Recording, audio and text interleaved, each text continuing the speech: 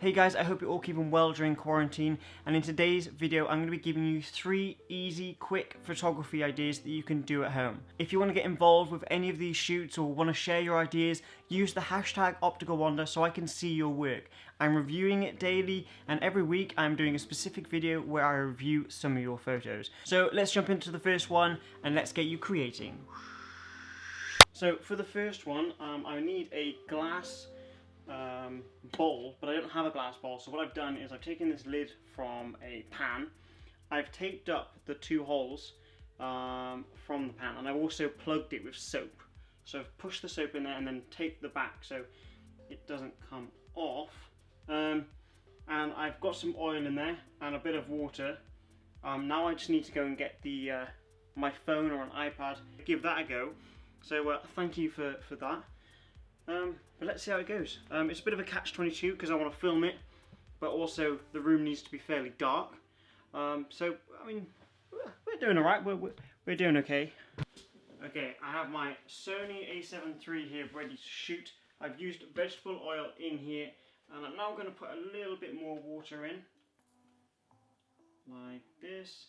I'm going to swish that around so it doesn't go through the holes. And the reason I've actually pushed myself to do this because I want you guys to realise that even if you don't have the right materials to be able to create or to be able to shoot, then you can use your imagination and make it happen. Between playing cards and a plate, it's probably not going to be high enough. I might have to hold it myself. So I have this background here. Let's go for these colours. You throw that under there. Let's try and get some more of that oil mixed in there like that. Get it going around.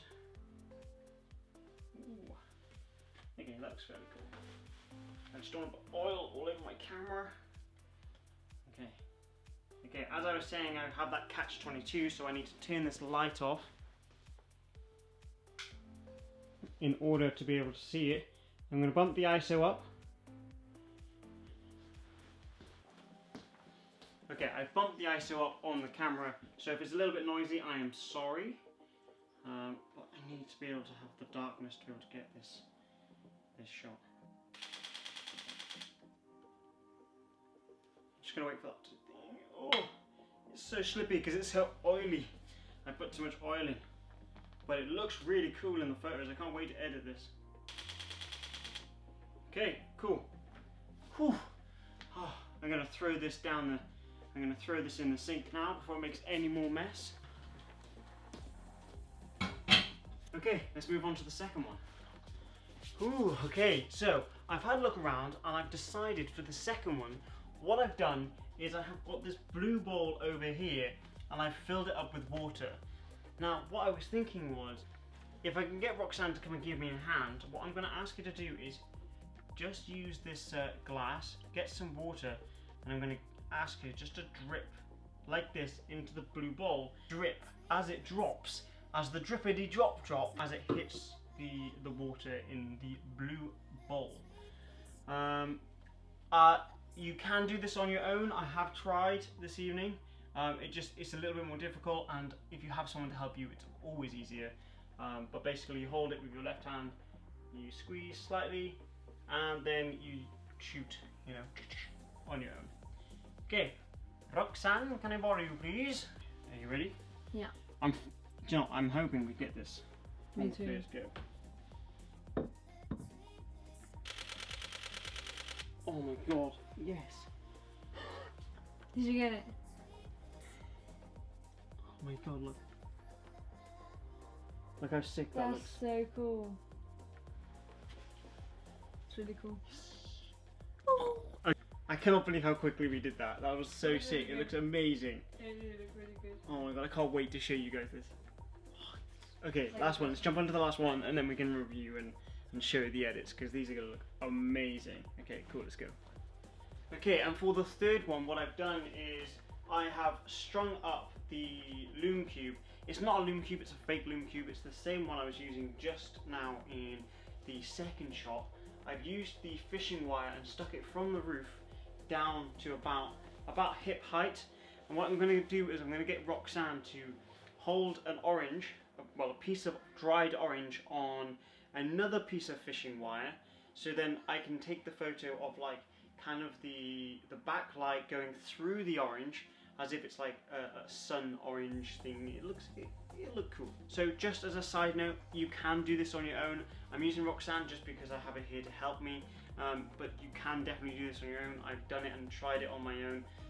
You just have to extend your left hand as far out as possible and then just duck back out of the shot, and that's it, take a photo. So, Roxanne, can I just borrow you please? Okay, so I have Roxanne stood here as a great model holding up this orange. I'm just going to get down now so I can get the orange and then her hand holding the fishing wire and see how this looks.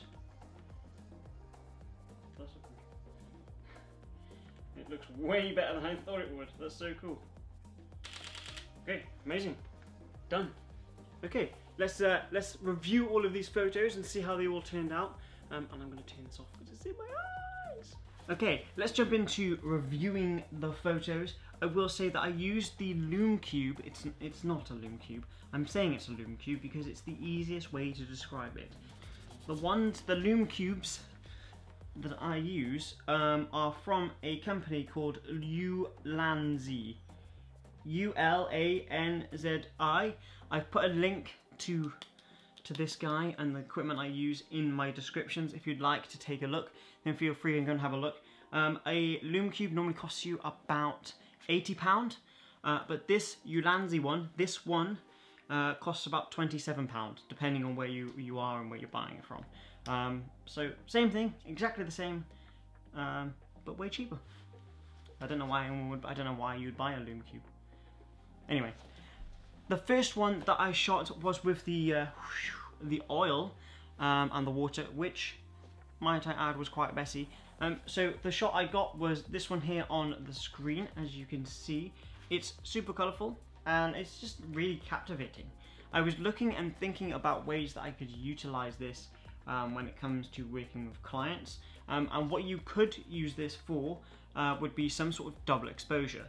So for example, if you had a product that would go well with these colours, you could take a photo of the product and then you could take this photo and merge the two to make it into a double exposure.